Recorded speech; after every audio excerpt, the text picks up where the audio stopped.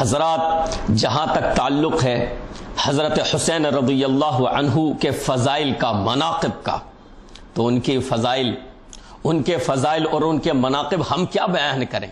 آئیے ان کے فضائل اور مناقب جناب محمد الرسول اللہ صلی اللہ علیہ وسلم سے سنتے ہیں۔ اور نہ صرف حسین کے بلکہ آپ کے ایک اور نواسے تھے جن کا نام حضرت حسن تھا، انہیں کیوں بھول گئے؟ حضرت حسین تو یاد ہیں، آخر حضرت حسن کو کیوں بھول گئے؟ آئیے میں آپ کے فضائل و مناقب یعنی حضرت حسن اور حسین دونوں کے فضائل و مناقب آپ کے سامنے رکھ دوں۔ برا ابن عازب رضی اللہ عنہ سے مروی ہے، ابصر النبی صلی اللہ علیہ وسلم حسنا وحسینا فقال اللہم انی احبہما فاحبہما، رواہ الترمذی۔ فرماتے ہیں برا ابن عازب رضی اللہ عنہ کہ اللہ کے نبی علیہ السلام نے حضرت حسن کو دیکھا، حضرت حسین کو دیکھا تو ارشاد فرمایا، اے اللہ میں ان دونوں سے محبت کرتا ہوں۔ غور کرنا الفاظ پر، اللہ کے نبی علیہ السلام نے ایک نواسے کا نام نہیں لیا بلکہ فرمایا، اے اللہ میں ان دونوں سے محبت کرتا ہوں، اللہ تو بھی ان دونوں سے محبت فرما۔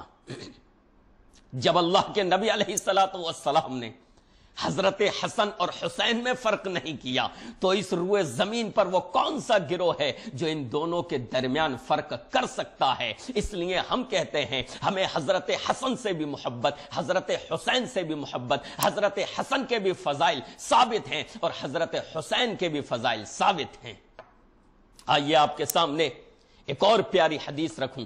عن ابی ہریرہ رضی اللہ عنہ قال خرج علینا رسول اللہ صلی اللہ علیہ وسلم ومعه حسن وحسین هذا على عاتقه وهذا على عاتقه وهو يلثم هذا مرة وهذا مرة حتى انتهى إلينا فقال له رجل يا رسول الله صلى الله عليه وسلم إنك تحبهما فقال من أحبهما فقد أحبني ومن ابغضہما فقد ابغضنی۔ ابو ہریرہ رضی اللہ عنہ ارشاد فرماتے ہیں، ایک مرتبہ ہماری طرف اللہ کے نبی علیہ السلام تشریف لائے تو آپ کے ساتھ حضرت حسن اور حسین تھے، دونوں آپ کے ساتھ حضرت حسن اور حسین تھے۔ حضرت حسن ایک کندھے پر بیٹھے ہیں اور حضرت حسین دوسرے کندھے پر بیٹھے ہیں، اور کائنات کے امام جناب محمد الرسول اللہ صلی اللہ علیہ وسلم کبھی حضرت حسن کو چومتے ہیں، کبھی حضرت حسین کو چومتے ہیں۔ ذرا غور کرنا، ایک نواسے کو نہیں چوما،